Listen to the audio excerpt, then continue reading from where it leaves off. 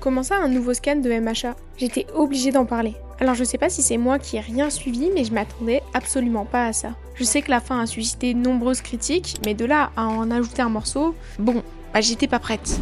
Mais vous savez quoi? C'est pas pour me déplaire. Plutôt que de vous donner simplement mon avis sur cet ajout, je vais vous concocter une petite analyse sur la quête de bonheur dans My Hero Academia. Juste avant, si la vidéo te plaît, je t'invite à t'abonner. Étant une toute petite chaîne, tu ne recroiseras sûrement pas mon chemin si tu ne le fais pas. Bon visionnage. Bon, alors déjà, résumons le dernier scan de My Hero Academia. Tous les anciens camarades d'Izuku se rejoignent à l'occasion d'une fête en l'honneur de Shoto.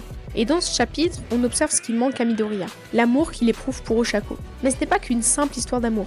C'est un élément central pour comprendre la vision du bonheur dans l'univers de My Hero Academia.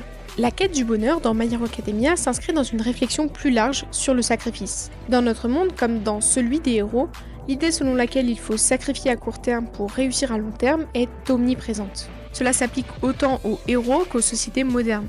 Au Japon, par exemple, malgré des avancées économiques et technologiques, les taux de suicide élevés montrent un échec sociétal à atteindre un bonheur durable.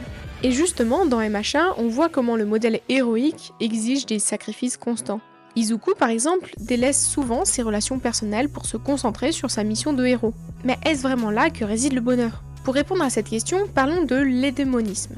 C'est une idéologie qui prône l'accomplissement personnel comme source de bonheur. Selon la théorie de l'autodétermination, 3 piliers sont nécessaires pour atteindre ce bonheur. Autonomie, compétence et relations sociales. Mais atteindre ces piliers est loin d'être évident, et les personnages de MHA illustrent bien ces défis. Prenons Endeavor par exemple. Il sacrifie tout pour devenir le héros numéro 1, mais une fois que cet objectif atteint, il reste profondément malheureux. Pourquoi? Parce qu'il a négligé les relations sociales et le plaisir d'un accomplissement équilibré. On pourrait penser que le bonheur repose sur 2 approches opposées.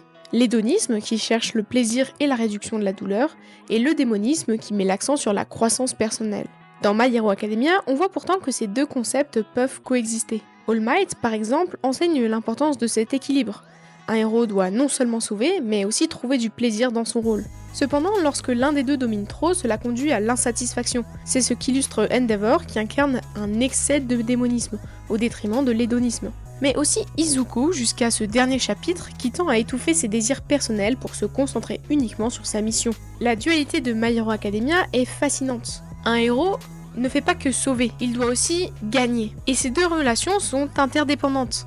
C'est cette tension qui rend les héros humains et attachants. Mais elle montre également que le bonheur héroïque réside dans l'équilibre. Midoriya doit trouver cet équilibre entre sa quête de sauver les autres et son propre bonheur, notamment en acceptant ses sentiments pour Ochako. Alors qu'est-ce qu'on apprend de tout ça? Finalement que le bonheur est une alchimie entre l'hédonisme et le démonisme. Dans le dernier scan, la réunion des anciens camarades et les interactions entre Midoriya et Ochako soulignent l'importance des connexions sociales. Les relations humaines ne sont pas un bonus pour les héros, mais une nécessité. Finalement, le bonheur n'est pas seulement une quête individuelle, mais aussi une construction collective.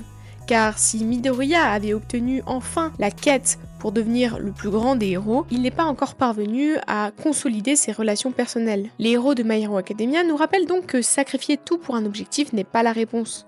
Ce qui importe, c'est de trouver un équilibre. Et vous, qu'est-ce que vous en pensez? Laissez vos réactions en commentaire, et surtout n'oubliez pas, si cette vidéo vous a plu, abonnez-vous pour ne pas manquer les prochaines analyses.